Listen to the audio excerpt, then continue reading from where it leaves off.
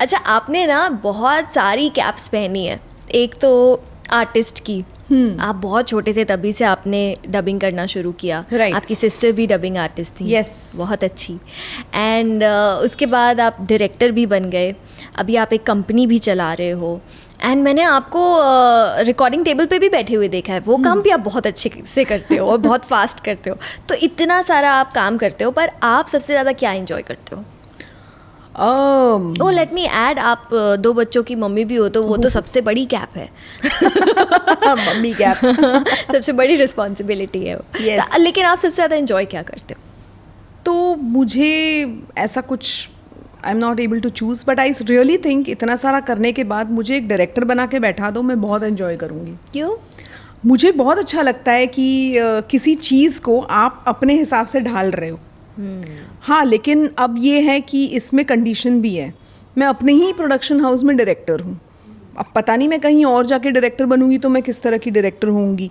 तो इसीलिए बहुत सारी कंडीशंस, बहुत सारी चीज़ें हैं इसमें। कई डिसीजन एज अ प्रोड्यूसर आपको डायरेक्टर बन के भी लेना है तो आप तुरंत ही ले लेते हो। तो शायद इसके लिए मैं कंफर्टेबल हूँ। अगर आप दोनों रोल में से एक रोल हटा दो तो शायद मैं कंफर्टेबल ना रहूँ, क्योंकि बहुत सारी चीज़ें मेरे हाथ में नहीं होंगी, मुझे ऐसा लगता है। बेसिकली आई थिंक मुझे कंट्रोल ही पसंद है। हाँ, तो ये मेरी पर्सनालिटी का हिस्सा है। तो ये शायद मुझे बहुत फ्रीली मिला भी है, क्योंकि मेरे हस्बैंड बहुत ट्रस्ट भी करते हैं मुझ पे कि ये जो करेगी सही करेगी, तो वो बहुत बड़ी बात है। उन्होंने समर्पित कर दिया है। हाँ, बिल्कुल बिल्कुल, कि तुम्हें जो ठीक लग रहा है तुम करो। ऑफ कोर्स उनका एक अलग इन्वॉल्वमेंट होता है, बट एटलीस्ट मेरे अरीना में मैं जो डिसीजंस लेती हूँ, he is okay with it. मतलब अगर हम ऑडियो मैजिक की बात करें तो मुझे लगता है कि डायरेक्टर बनने में मुझे बहुत खुशी है, बट जैसा मैंने कहा कि कंडीशंस अप्लाइड, क्योंकि अब मैंने वो नहीं सोचा कि सिर्फ डायरेक्टर बन के अगर आपको कोई गाइड करे तो आपको कैसा लगेगा। तो इसमें बहुत सारी चीज़ों का मिश्रण है, but I think I really enjoy this, कि आप किसी को बता पाएँ कि इस चीज़ को कैसे करना है और उनसे भी समझें। कभी कभी ये भी होता है ना कि आर्टिस्ट भी कुछ सजेशन देता है कि नहीं यार, इसको ऐसा करेंगे तो कैसा करो। तो ये जो एक रिश्ता है ना, वो मुझे बहुत पसंद है। और I think I like the journey.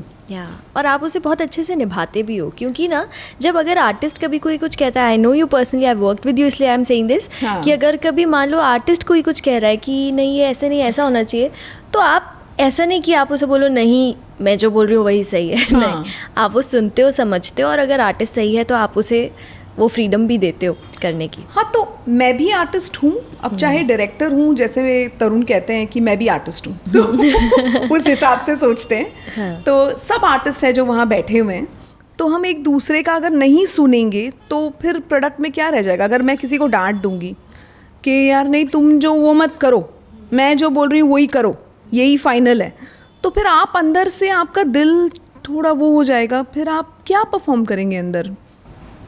मतलब आप कैसे बोलेंगे फिर आगे, फिर आप 2-3 डायलॉग में दुखी रहेंगे। अब आपने एक्सप्रेस कर दिया और आप चले गए तो अलग बात है, और फिर हमने एक पैचअप कर लिया, बट अगर आपने वो एक्सप्रेस नहीं किया तो वो आप फिर दुखी हो जाएंगे और आप उस दुख के साथ आगे काम करेंगे, which is not good. I think everything that goes into making a product is happiness, is satisfaction, is good vibes and lot of laughter. Yes, तो वो ज़रूरी है।